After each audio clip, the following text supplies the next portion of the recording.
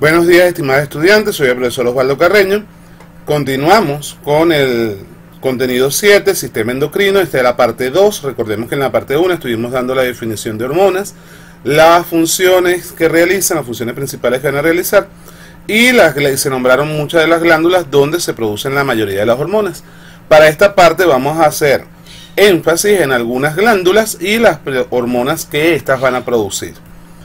Entonces, lo primero que vamos a hablar es de las prostaglandinas. Estas lo que son las prostaglandinas son un conjunto, un grupo similar de moléculas, singular de moléculas lipídicas, el cual ejerce funciones integradoras del cuerpo, pero que no cumplen con la definición habitual de hormonas. Por ejemplo, estas se producen en pequeñas cantidades, y esas pequeñas cantidades que se producen pueden desarrollar o pueden llevar a cabo las funciones de una hormona como tal, a diferencia de las hormonas que generalmente se producen en una mayor cantidad.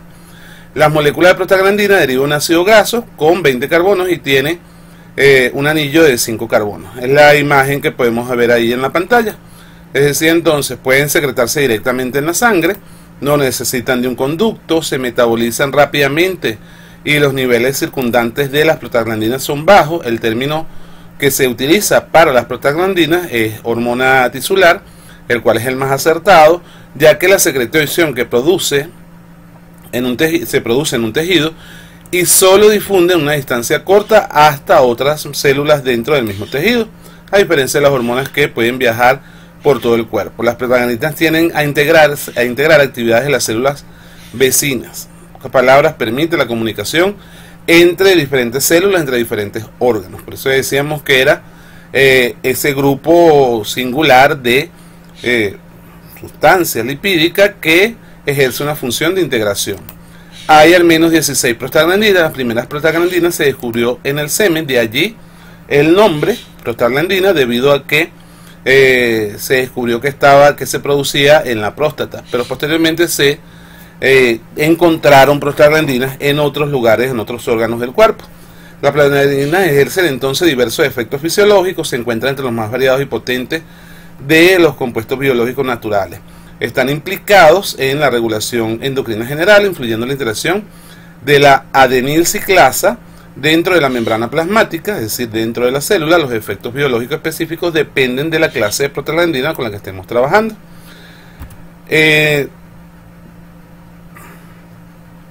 La infusión intraarterial de prostaglandinas da lugar a un inmediato descenso de la presión arterial, acompañada de un aumento de la circulación regional en varias áreas, entre ellas los sistemas coronario, renal. Las prostaglandinas producen un efecto causado de relajación de las fibras musculares, de las paredes lisas de los músculos, de ciertas arterias. Estas entonces tienen también, según lo que estamos diciendo, un papel en las funciones vasculares, metabólicas y gastrointestinales. Los efectos vasculares van a conformar o van a definirse como aquellos de donde se va a ocasionar una deformidad de los eritrocitos y la agregación plaquetaria. O sea, ellas juegan un papel importante en, por ejemplo, la coagulación. Las prostaglandinas también desempeñan un papel en las inflamaciones por fiebre. De allí que los fármacos antiinflamatorios habituales, como la aspirina, producen algunos de sus efectos e inhiben la síntesis de prostaglandinas, ya que el cuerpo, y aquí tenemos que mencionar o recordar, que cuando una hormona se está produciendo en el cuerpo de forma habitual, esta generalmente mantiene un nivel óptimo. Ese nivel óptimo, cuando nosotros le ponemos una hormona adicional, lo que crea generalmente es que se inhibe la producción de esa hormona.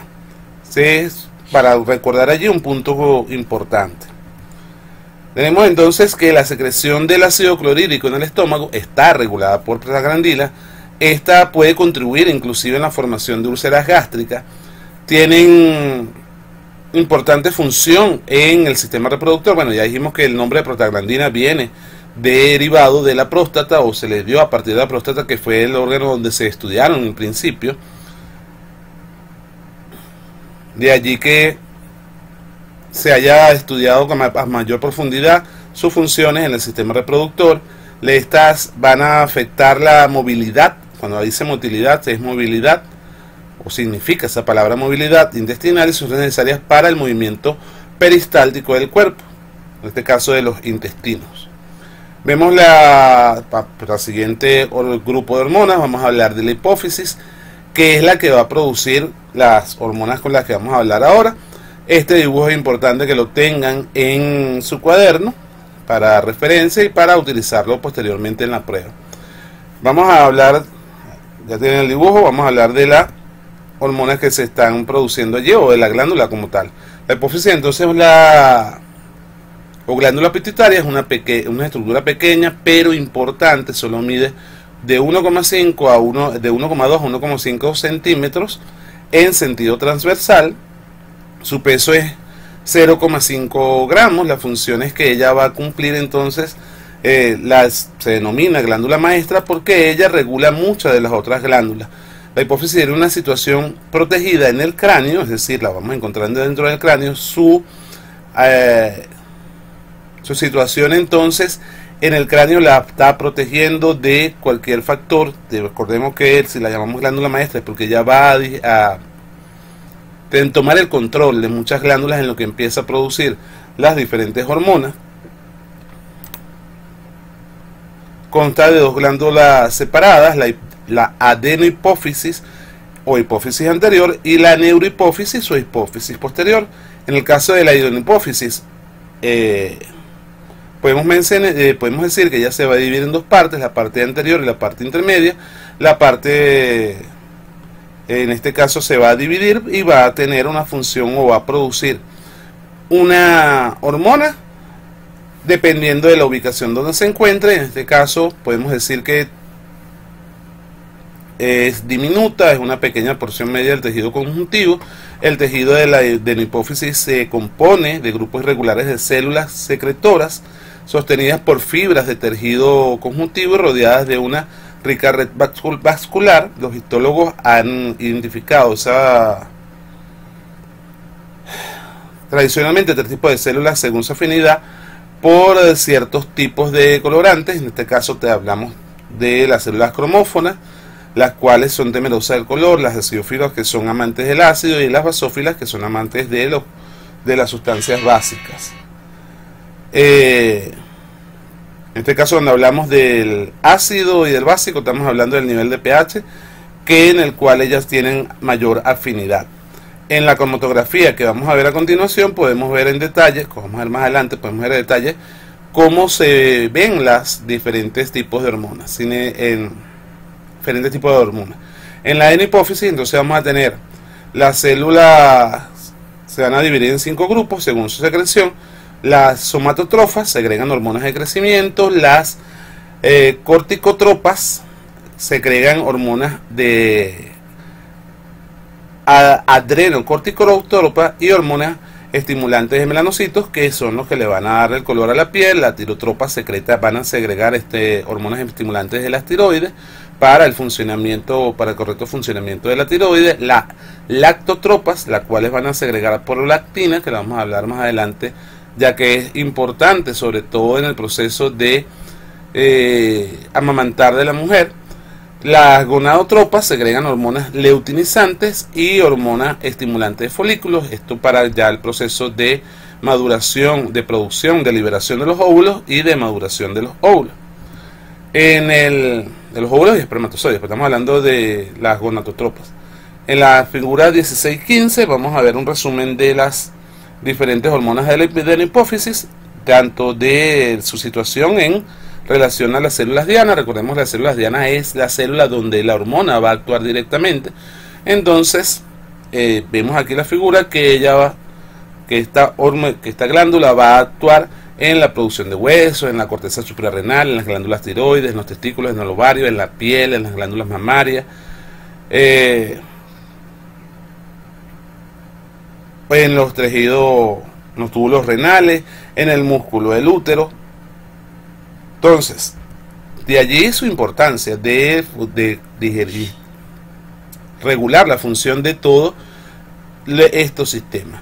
La hormona del crecimiento, ya entrando en directo en en las funciones de cada uno. Se cree que fomenta indirectamente el crecimiento corporal. Está estimulada o estimulando el hígado para producir algunos factores de crecimiento que aceleran el transporte de aminoácidos a las células. Los aminoácidos son estructuras, eso lo van a ver mejor en tercero y en cuarto año, son estructuras que son esenciales para la formación de las células como tal, y además de la función con las cuales ellas van a regularse. Entonces aumentar la formación de el transporte de aminoácidos a las células va a hacer que éstas se desarrollen de mejor manera, aumentan el anabolismo proteico, permitiendo incrementar entonces el crecimiento, por la misma razón que le estaba diciendo, no solamente aminoácidos, sino también proteínas. Nos faltarían allí los lípidos, que son importantes para la formación de la célula, y estos van a generar entonces mayor duplicación celular, mayor cantidad de células, hacen que haya mayor crecimiento del cuerpo en general. Entonces esta hormona va a estimular el crecimiento de los huesos, los músculos y los tejidos, siguiendo esas funciones. Va a estimular el metabolismo graso, ya los mencioné. Tiende a cambiar la química celular del catabolismo, de los hidrocarbonados, en este caso de la glucosa. El catabolismo lípido funcionaría como una fuente de energía. Influye en en este caso, la hormona de crecimiento, la insulina funcionan como antagonistas. El equilibrio entre estas hormonas va a ser vital para mantener la homeostasis del cuerpo. Recordemos que la cantidad de azúcar en el cuerpo va a regular la cantidad de energía que va a recibir como tal la célula. Esto a nivel muy general. La hormona de crecimiento entonces va a afectar el metabolismo de la siguiente manera: va a fomentar el anabolismo proteico para el crecimiento, la reparación celular o tisular, fomenta la movilidad y el catabolismo de los lípidos para que sean más utilizados no solamente en el crecimiento, sino en la formación de otras hormonas. La grasa es esencial, o sea, productos grasos animales son esenciales para el organismo, porque nos ayudan a que se reparen las células, a formar nuevas hormonas. En este caso, entre las más importantes que podemos mencionar, tenemos la testosterona y la testosterona del hombre y la progesterona en la mujer. Inhibe indirectamente el metabolismo de la glucosa, aumenta los niveles de glucosa en el cuerpo en algunos casos, debido a que inhibe la formación de insulina. Esta hormona de crecimiento se puede ver influenciar, ahí vamos a ver entonces algunos de los casos clínicos del estudio de casos.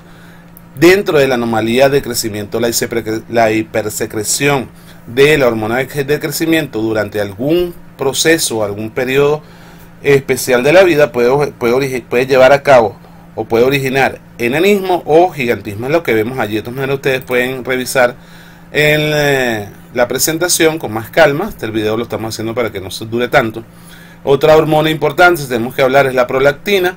La prolactina es producida por acidófilos en la parte anterior. También se denomina hormona lactógena. Ya el nombre nos indica que esta hormona está directamente relacionada con la producción de leche materna, es decir, durante la lactancia. Se elevan los niveles de prolactina para fomentar el desarrollo de la mama, anticipándose a la formación como tal de la secreción de leche en la mujer que está embarazada. También podemos hablar que la hipersecreción de prolactina puede causar la lactación en mujeres no lactantes. Esto va a perturbar el ciclo menstrual y producir impotencia en el hombre. Recordemos que muchas de las hormonas se van a producir en el hombre y la mujer. La mujer también tiene testosterona y el hombre va a tener progesterona en alguna medida. El problema es la cantidad y cómo nuestras células dianas van a ser afectadas por esa hormona. Si no tenemos, si la mujer no desarrolla o no obtiene presencia de prolactina en su cuerpo suficiente, el proceso de amamantar va a ser nulo, pues. No va a poder producir. Las hormonas trópicas tienen un efecto estimulante sobre otras hormonas endocrinas. Estas hormonas van a estimular el desarrollo de las glándulas dianas y tienden a aumentar estas secreciones. Cuando hablamos de la glándula maestra, estábamos hablando entonces que ella también es una hormona trópica. Las 4 principales hormonas trópicas producen y segregan células basófilas de la parte anterior.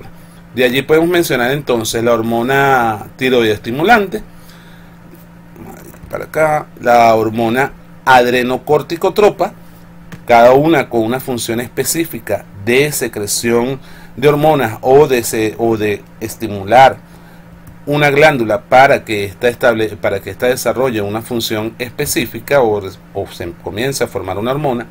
La hormona folículo estimulante, la cual va a estimular estructuras en el interior de los ovarios para formar los folículos primarios y luego para madurar cuando la mujer va a menstruar. La hormona luteinizante, la cual estimula la formación del cuerpo lúteo del ovario. Y por último entonces tenemos que estas hormonas van a actuar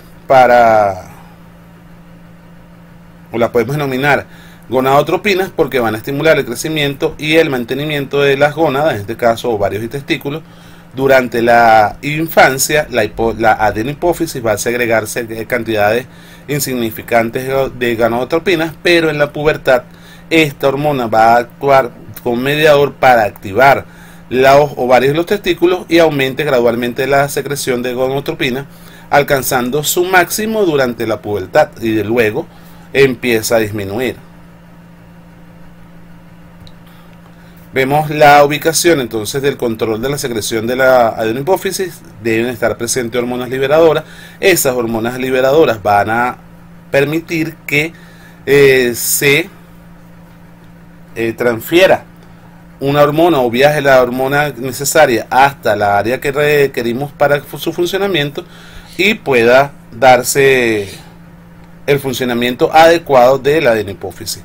Las hormonas más importantes segregadas entonces por el hipotálamo al sistema porta hipofisiario, tenemos hormona liberadora de la hormona de crecimiento, hormona inhibidora de la hormona de crecimiento, hormona liberadora de corticotropina, hormona liberadora de tireotrofina, la hormona liberadora de gonadotropina, la hormona liberadora de prolactina, la hormona inhibidora de la prolactina, cada una teniendo su función específica, ya sea en fomentar la producción o en inhibir la producción de cada uno de ellos. Vemos en el recuadro las células dianas donde se van a unir cada una de estas hormonas y posteriormente la acción que va a cumplir cada una de ellas. Dentro de los temas sanitarios podemos ver otro de los estudios de caso, las pruebas clínicas del control por retroalimentación, en este caso del funcionamiento de la hipófisis, y tenemos las preguntas para investigar que ya ustedes saben que deben estar respondidas en su cuaderno, además que son importantes para el estudio de casos. Dentro de la neurohipófisis vemos la ubicación de la neurohipófisis. Además también tenemos que saber que aquí tenemos hormonas antidiurética y oxitocina. Una que tiene que ver con la retención o la acumulación de agua en el cuerpo y la otra que tiene que ver con el funcionamiento de otras hormonas. En este caso la oxitocina inclusive está relacionada con el placer sexual. Entonces, dentro de la tabla de resumen para las hormonas que se producen en la hipófisis, vemos que tenemos hormonas de crecimiento, prolactina, hormona tiroidestimulante, hormonas adenocorticotrópicas, la folículo estimulante. No hemos mencionado en este caso la oxitocina, la cual tiene como célula diana el útero y las glándulas mamarias. Estimula las contracciones uterinas, estimula la eyección de leche en los conductos galactóforos. Hablamos entonces ahora de otra glándula, vamos a hablar de la epífisis. La epífisis o glándula pineal es una estructura pequeña, tiene forma de piña, está situada en la cara dorsal de la región diencefálica. Ahorita les mostramos la imagen. Pertenece a dos sistemas, ya que actúa como parte del sistema nervioso, es decir, recibe estímulos nerviosos visuales, y como parte del sistema endocrino porque va a secretar hormonas. En este caso sería una glándula mixta porque tiene doble función. Aunque no hay un conocimiento completo de la epífisis, se conoce que ella tiene una participación importante en los ciclos hormonales, en el reloj biológico del cuerpo, sobre todo en el mantenimiento del sueño o en los ciclos circadianos. Importante que lo busquen si quieren conocer más de esa función. Las glándulas tiroides es una estructura, vamos a ver la glándula de las tiroides, la vemos allí. Tiene una estructura similar, una estructura especial. Esta glándula va a regular casi todas las funciones de crecimiento del cuerpo, además de acompañada de la hipófisis. Tiene una condición importante, y aquí es donde vamos a irnos a las condiciones.